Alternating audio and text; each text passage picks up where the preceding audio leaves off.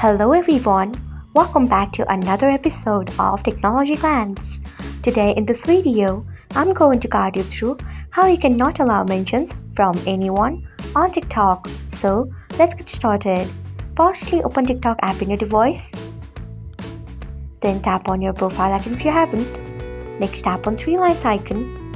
After that, tap on settings and privacy. Then tap on privacy. Next tap on mentions. Then tap on allow mentions from. Next you can see the option of no one. Tap on it.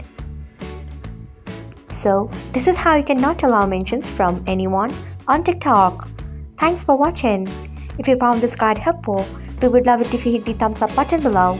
We upload great new tech tutorials like this one every day, so do not forget to subscribe to our channel and hit the bell icon so that you will never miss another update.